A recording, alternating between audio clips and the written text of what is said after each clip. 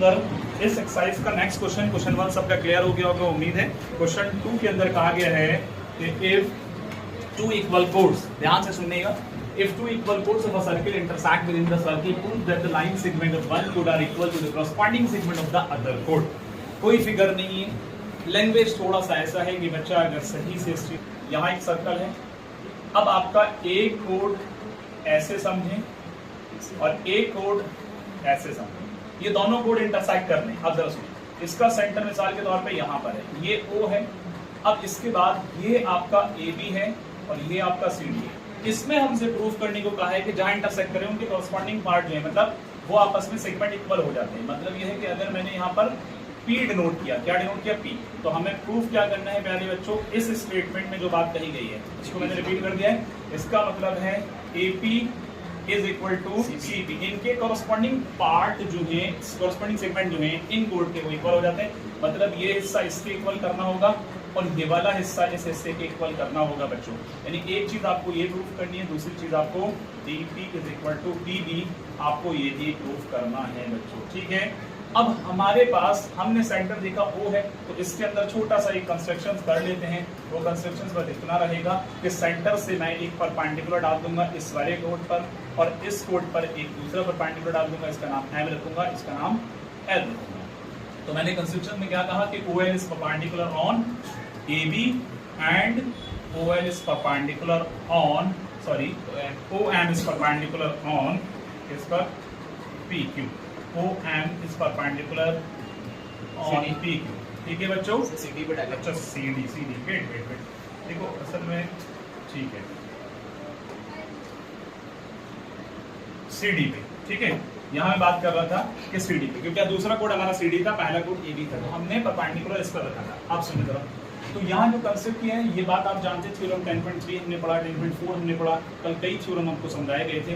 तो उस थ्योरम के अकॉर्डिंग यहाँ पर ये बात बताई गई थी आपको कि जब कभी भी सेंटर से किसी कोड के ऊपर परपेंडिकुलर डाला जाता है, वो सेंटर से जो कोड पर परपेंडिकुलर डाला जा रहा है वहां से वो बाइसेक्ट कर देगा। मतलब यह है कि हमने कहाँ परपेंडिकुलर डाले, M पर, तो इसका मतलब यह है कि ये वाला हिस्सा इस हिस्से के बराबर, ये हिस्सा इस हिस्से के बराबर हो जाएगा।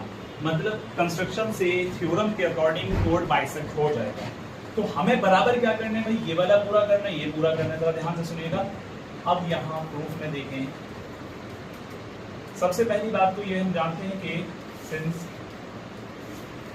OL is perpendicular on AB and OM is perpendicular on CD by constructions। एक बात क्या है, बाई कंस्ट्रक्शन ये कर दें तो जाहिर है कि यहाँ पर बाई थ्योरम 9.3 के अकॉर्डिंग ये बात कही गई है कि जब ये इस पर बाइसेक्ट कर रहे हैं तो जाहिर है कि परपेंडिकुलर हो कि ये वाला हिस्सा, इसका हाफ कहाँ जाएगा भाई, यहाँ जा रहे हैं ना, तो AL बराबर LB होगा, बोलो AL बराबर BL, और दूसरी तरफ CM बराबर DM, दूसरी तरफ CM बराबर DM। ये बात सबके समझ में है, यहाँ पर ये बात समझ में है सबके।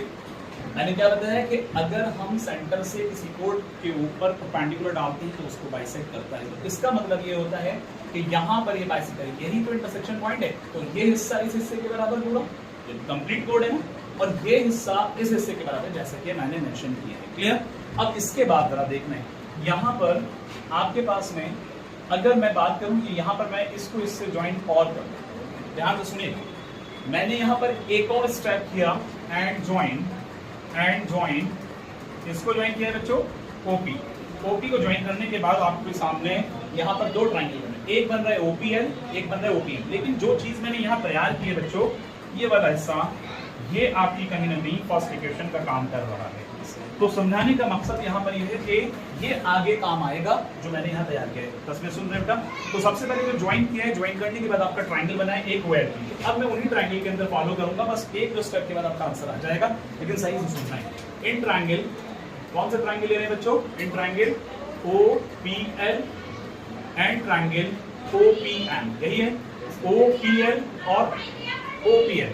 अब यहाँ पर जो है OPL के अंदर अगर जाएंगे तो इसके अंदर एक बात तो OP यहाँ भी है और OPM में जाएंगे OP यहाँ भी है, यही बात।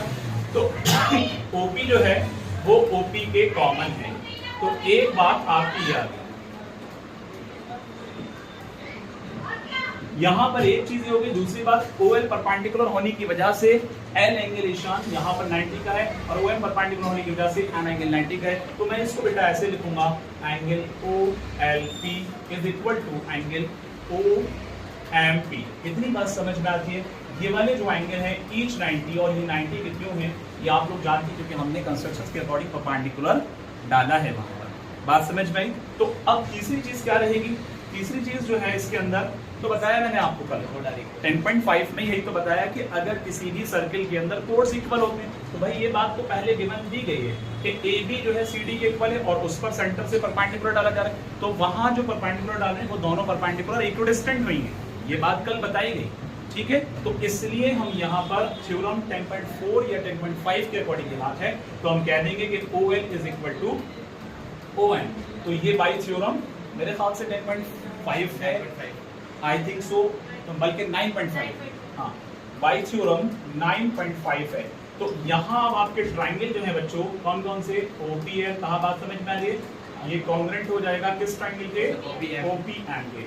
By which criteria, by RHS, नहीं CPCT से तो बात की चीज होती है, RHS मतलब एक राइट एंगल के सामने वाली साइड हाइपोटेन्यूज हो गया और एक आपका अदर साइड। तो अब हमने जब देखा ये दो ट्रायंगल प्यारे बच्चों अगर कॉन्ग्रुएंट हो जाते हैं, तो अब मकसद क्या है आगे की चीज को, तो इनकी बाकी चीजें यानी कौन कौन सी, ये वाली sir PM is equal to PA, वही कह रहा हूं PM ये वाली बराबर होगा PL के, क्योंकि इस ट्रायंगल की बची हुई साइड ये वाली है और एक बची हुई साइड ये है। तो हम कह सकते हैं कि PM is equal to PL, PM is equal to PL। ये आपकी सेकंड इक्वेशन हो गई और ये किसके अकॉर्डिंग आएगा, ये बाई CPCT यानी corresponding part of congruent triangle. इतनी बात याद रखो। अब जब हमने इसका बराबर किया तो अगर AL के अंदर LB जोड़ दूं तो मेरा AB आ जाएगा जो कि ये वाला है, और CM के अंदर NP जोड़ दूं जो मेरा CP आ जाएगा। तो फर्स्ट इक्वेशन में ये हिस्सा लिया जाएगा, फर्स्ट इक्वेशन मैंने मानी है एक ये है एक ये है, क्योंकि इसमें नीचे वाली चीज भी है वो आगे बात करेंगे। इतनी बात क्लियर। अब अगर मैं फर्स्ट इक्वेशन को ऐड करता हूँ सेकंड के साथ, adding equation first and second, ध्यान से देखना फर्स्ट और सेकंड को जब मैं ऐड करता हूं तो मेरे पास ये AL है यहाँ पर, प्लस इसमें मैं क्या जोड़ दूंगा, इसके पास में जाएगा CM प्लस, यही मैं समझाना चाहता हूँ, CM प्लस PL। जब CM और PM को जोड़ेंगे तो क्या बनेगा बच्चों जरा बताओ। देखो AL को LP के साथ जोड़ेंगे तो क्या बन रहा है AP, और CM को MP के साथ जोड़ेंगे तो क्या बन रहा है CP। एक चीज आपकी ये प्रूफ है, ये आपकी प्रूव हो गई जो करस्पॉन्डिंग सेगमेंट है इस इक्वल इस कोड के, और नीचे वाला हिस्सा BP वाला है। अब आपको मालूम है, ध्यान से देखना, आपको मालूम है ये वाला BL, भाई ये इक्वेशन तो एक मानिए ना, दोनों आपस में इक्वल है, जाहिर है इसका फुल अगर इक्वल है तो इसका हाफ हाफ भी इक्वल होगा ना, वो तो अंडरस्टैंडेबल वाली चीज है ना, तो इसीलिए हमने उस हिसाब से वहां लिया। अब जरा ध्यान से सुनो कि ये वाली लाइन BL में से अगर LP को घटा दूं तो BP हो जाएगा, ऐसे ही CM इधर की तरफ देखेंगे DM में से अगर PM को हटा दूं BP हो जाएगा, जो कि मुझे DP BP बराबर करना है। तो यहाँ पर मैं क्या करूंगा, सबट्रैक्ट फर्स्ट एंड सेकंड, जैसे मैंने यहाँ ऐड किया तो यहाँ मैं लिखूंगा सबट्रैक्टिंग या subtract equation first and second, ठीक है। इन दोनों को हम सबट्रैक्ट कर रहे हैं तो बस एक दो स्टेप आएंगे। अब क्या है कि मैंने क्या बताया, नीचे वाला हिस्सा क्या है CM, देखो ये वाला हिस्सा DM है, अब DM में से क्या घटा रहे हैं बच्चों, बोलो PM को घटाएंगे, और उसके अलावा इधर क्या बच रहा है BL, तो BL में से क्या घटा रहे हैं, BL में से LP को घटाएंगे, BL में से PL को घटाएंगे, PL कह दो या LP कह दो एक बात है, कंफ्यूज मत होना। अब यहाँ क्या बच रहा है, जब DM में से यानी DM साइड कहाँ है, यहाँ DM में से PM घटेगा तो क्या बचेगा DP, और इधर आ जाओ BL में से PL घटेगा क्या बचेगा BP, तो DP is equal to BP आया कि नहीं आया, DP इज इक्वल टू क्या था, DP is equal to BP। ये बात समझ में आई कि नहीं आई। क्वेश्चन अच्छा है, ये इंपॉर्टेंट क्वेश्चन है, इस तरह के क्वेश्चन अक्सर आते हैं, ठीक है।